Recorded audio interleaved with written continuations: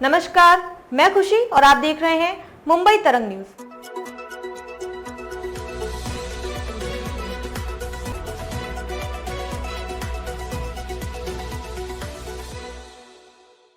जैसे ही कांग्रेस और इंडी गठजोड़ वालों का जम्मू कश्मीर में सरकार बनाने का मौका मिला, वो फिर से कश्मीर को लेकर साजिशें करने लगे।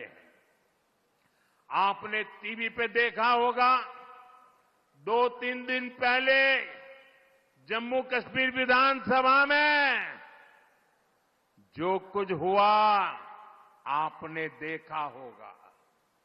कांग्रेस गठबंधन वहां फिर से आर्टिकल 370 लागू करने का प्रस्ताव पारित किया है। दोस्तों, क्या यह देश स्वीकार करेगा? आप सहमत होंगे? कश्मीर को तोड़ने का कांग्रेस का एक कारनामा आपको मंजूर है? आर्टिकल 370 के समर्थन में विधानसभा के भीतर बैनर लहराए गए। जब बीजेपी के विधायकों ने जी जान से उसका विरोध किया तो उन्हें उठा करके सदन के बाहर फेंक दिया गया। महाराष्ट्र विधानसभा चुनावों से पहले प्रधानमंत्री नरेंद्र मोदी आज शुक्रवार को धुले और नासिक में चुनावी जनसभा को संबोधित कर रहे हैं।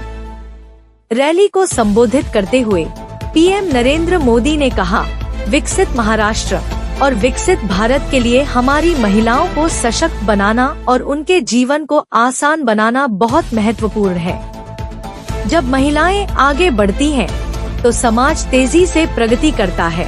प्रधानमंत्री ने संबोधन के दौरान धुले में महाविकास अघाड़ी (MVA) पर भी निशाना साधा। उन्होंने कहा कि महाअघाड़ी की गाड़ी में न पहिए हैं, न ब्रेक है और ड्राइवर की सीट पर बैठने के लिए झगड़ा हो रहा है। चारों तरफ से अलग अलग हॉर्न सुनाई दे रहे हैं। महाराष्ट्र की माताबहन अघाड़ी को माफ नहीं कर सकती। पीएम मोदी ने आगे कहा, महाराष्ट्र की हर महिला को इन अघाड़ी वालों से सतर्क रहना होगा। ये लोग कभी भी नारी शक्ति को सशक्त होते नहीं देख सकते। पूरा महाराष्ट्र देख रहा है कि कांग्रेस अघाड़ी के लोग अब महिलाओं को गाली देने लगे हैं। किस तरह की अभद्र भाषा का इस्तेमाल किया जा रहा है। महाराष्ट्र की कोई भी माताबहन अघाड़ी वालों के इस कृत्य को माफ नहीं कर सकती।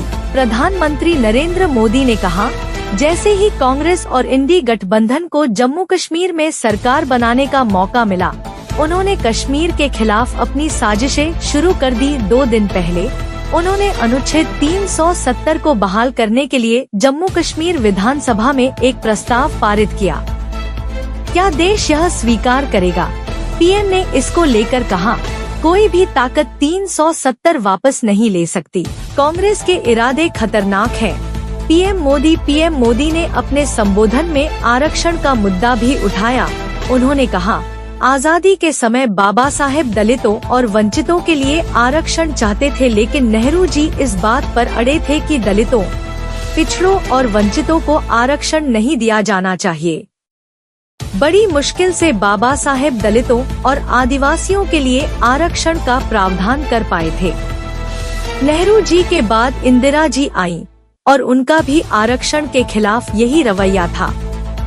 ये लोग चाहते थे कि SC, सेंट, OBC हमेशा कमजोर रहें। पीएम ने आगे ये भी कहा, राजीव गांधी ने भी OBC आरक्षण का खुलकर विरोध किया था। राजीव गांधी के बाद अब इस परिवार की चौथी पीढ़ी, इनका युवराज इसी खतरनाक भावना के साथ काम कर रहा है। कांग्रेस का एकमात्र एजेंडा SC, सेंट, OBC समाज की एकता को किसी भी तरह से तोड़ना है। अपनी धुले की रैली में पीएम मोदी ने कहा कि महायुति का वचननामा शानदार रहा है। महायुति ने जो वायदा किया उसे पूरा किया, लेकिन कुछ लोग आंखों में धूल फेंकने का कारोबार कर रहे हैं। खबरों में अब तक के लिए बस इतना ही। फिर होगी आपसे मुलाकात ऐसे ही एक और लेटेस्ट अपडेट के साथ। तब तक के लिए नमस्कार और बने रहिए मुंबई तरंग न्यूज पर। ऐसे ही ताजा अपडेट के लिए हमारे YouTube चैनल मुंबई तरंग न्यूज को सब्सक्राइब करें और तुरंत नोटिफिकेशन पाने के लिए बेल आइकन प्रेस करना ना भूलें। और यदि आप हमें फेसबुक के माध्यम से देख रहे हैं तो हमारे चैनल को फॉलो जरूर करें। धन्यवाद।